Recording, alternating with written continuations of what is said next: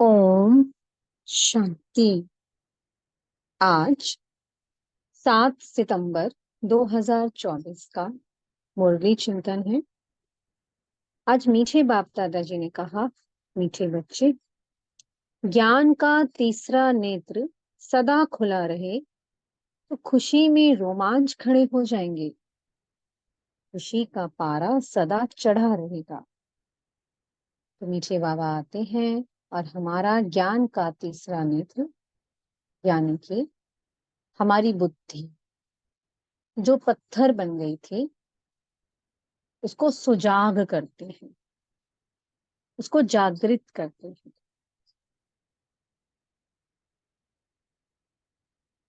कि जो बुद्धि स्वयं को देह समझने लगी थी,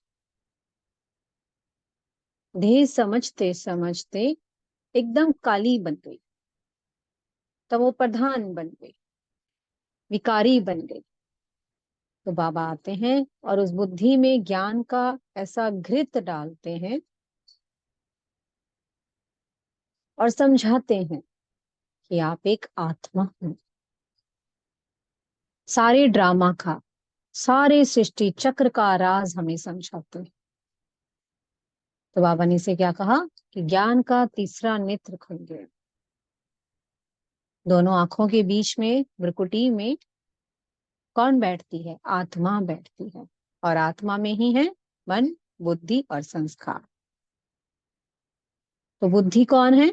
बुद्धि आत्मा की भी आत्मा है। सबसे अधिक सहयोगी होती है बुद्धि आत्मा की। तो बाबा बुद्धि को सुजाग करते हैं और कहते हैं, अब अपने को आत्मा समझ, मुझ परमात्मा को याद करो। तो बुद्धि शुद्ध सोने का बर्तन बन जाएगी।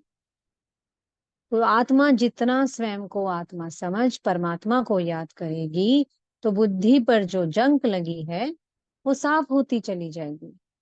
याद से आत्मा एकदम स्वच्छ, संपूर्ण पावन बन जाएगी, शुद्ध सोने का बर्तन बन जाएगी,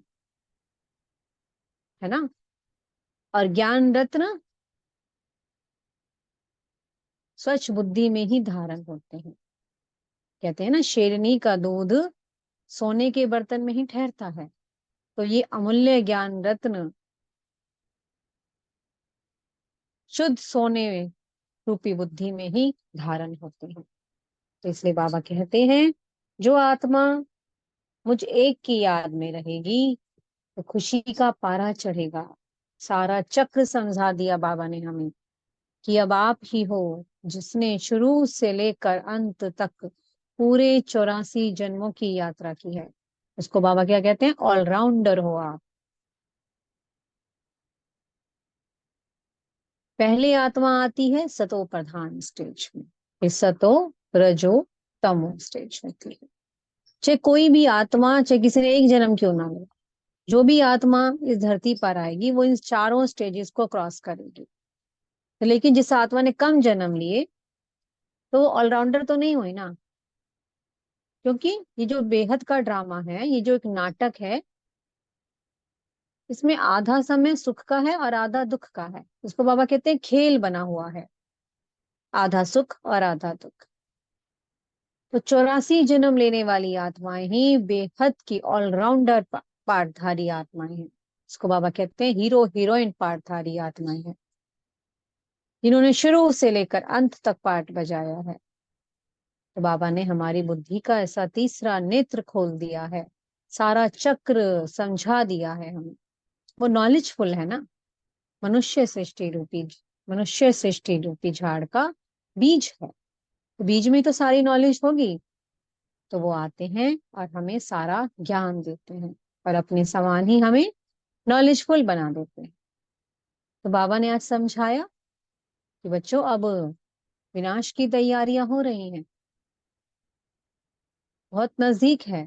स्थापना तो हो रही है, 1936 में बाबा जब आए स्थापना हो गई, और अब विनाश सामने खड़ा है। अब बहुत लोग होते हैं, कहते हैं जी बहुत समय से सुनते आ रहे हैं, ये सब तो होता ही रहता है, कहते ही रहते हैं। देखा जाएगा, जो होगा, हम तो नहीं मानते इतना, कह ही रहे हैं। देखिए फिर बाबा इसके लिए क्या एग्जाम्पल देते हैं, कि कहते हैं कि शेर आया, शेर आया। कहते हैं जी आता तो है ही नहीं, रोज कहते हैं शेर आ रहा, शेर आया। लेकिन एक दिन शेर आ गया और सारी गौएं खा गया।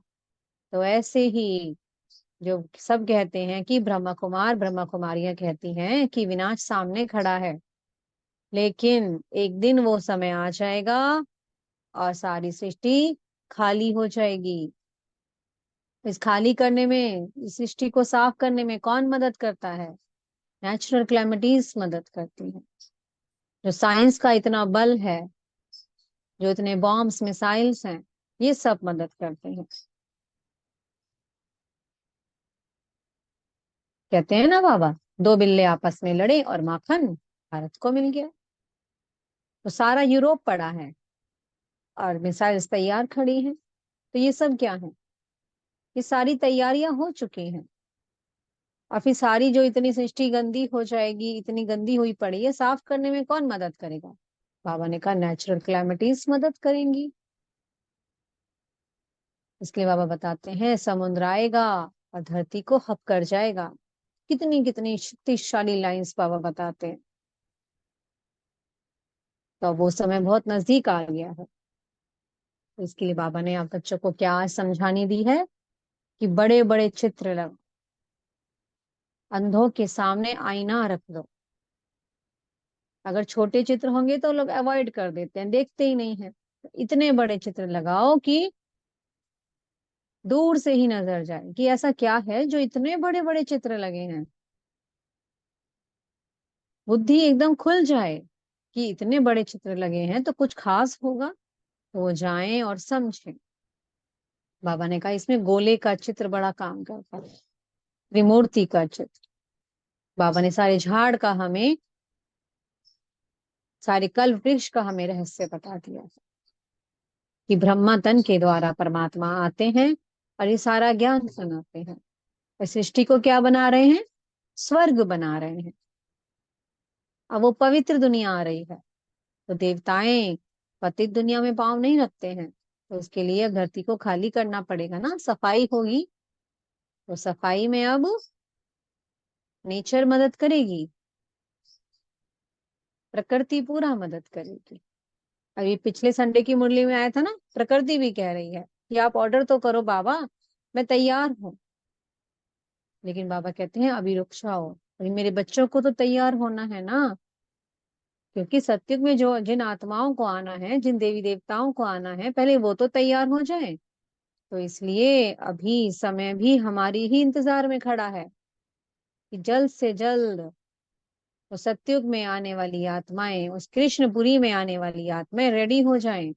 समय भी आपसे डेट मांग रहा है, बाबा ने कहा था ना पिछली मुरली में। तो इसलिए अब वो समय आ चुका है कि अब हमें ज्यादा से ज्यादा, अधिक से अधिक उस परमात्मा की याद में रहकर अपनी बुद्धि को पारस बुद्धि बनाना है, संपूर्णता को प्राप्त करना है।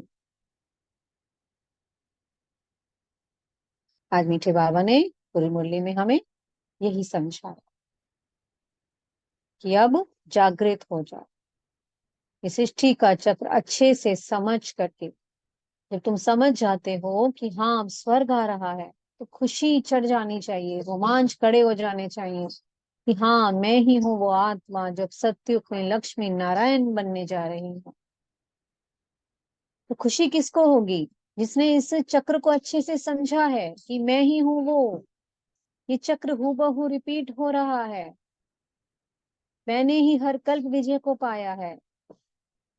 जो इस चक्र को अच्छे से समझेंगे वही, उनको ही तो खुशी का नशा रहेगा, कि हाँ मैं ही तो बनने जा रही हूँ श्री लक्ष्मी नारायण। तो इसके लिए बाबा ने कहा मुझे याद करो।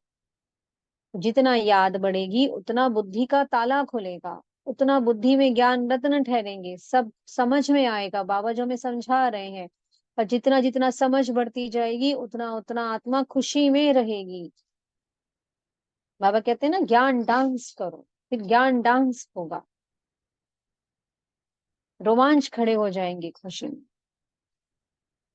और बाबा ने एक बात और कहा, कि अपना विनाशी कमाई के पीछे टाइम वेस्ट नहीं करना है। क्योंकि सब कुछ खत्म होने वाला है। जो भी अब संस्था में जो भी कुछ लगता है तो बाबा कहते हैं मुझे क्या चाहिए। बाबा तो कुछ नहीं लेते। जो तुम खर्चा कर रहे हो तो अपने लिए ही कर रहे हो। जो एक कर रहा है वो अपने लिए ही महल तैयार कर रहा है। बाबा तो कुछ भी नहीं लेते, उल्टा सब कुछ दे करके चले जाते हैं। तो बाबा जैसा कोई है निष्काम सेवाधारी, जो आता है लेता कुछ भी नहीं, उल्टा हमारी किचड़ा पट्टी सब कुछ लेकर के हमें स्वर्ग की राजाई दे जाता है। तो ऐसा कोई होगा? वही बेहद का बाप है, जो अपने बेहद के बच्चों को स्वर्ग देने आता है।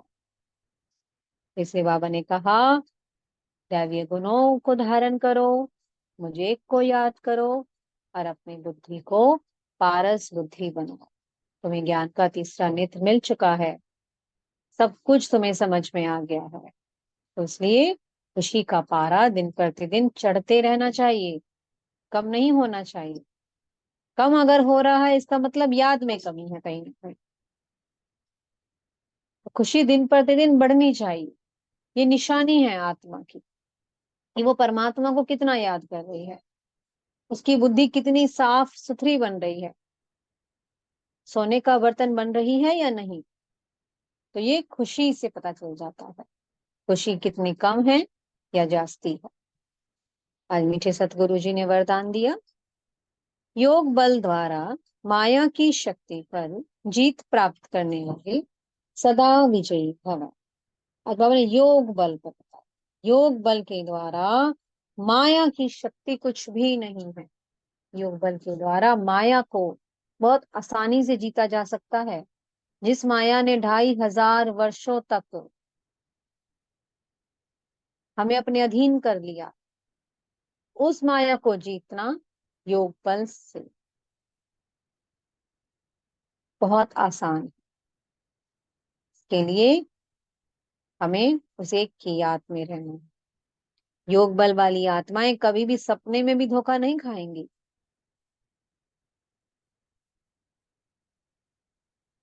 और विजय का तिलक हमेशा हमारे मस्तक पर चमक रहा है, ऐसा निश्चय होना चाहिए। मैं ही हूं कल कल्प की विजयी आत्मा। ऐसी हमारी याद शक्तिशाली होनी चाहिए। ऐसा शक्तिशाली हमें योग बल जमा करना है कि हम सदा अपने मस्तक पर विजय का तिलक चमचमाते रखें। स्लोगन दिया, नंबर वन में आना है तो व्यर्थ को समर्थ में परिवर्तन कर दो।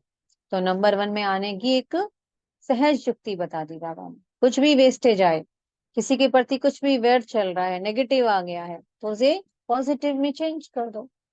अशुद्ध को शुद्ध बना दो, खारी को मीठा बना दो। यही एक युक्ति है। सामने से आपको पूरा कोई कुछ भी दे रहा है, उसको दुआएं दे दो। शुभ भावनाओं को हमेशा अपने मन बुद्धि में बस शुभ भावनाएं दुआएं ही हमेशा बस बहती रहें बहती रहें। यही है एक युक्ति नंबर वन। ओम शांति। बहुत बहुत शुक्रिया प्यारे प्यारे हमारे मीठे मीठे बाप दादा जी का। ओम शांति।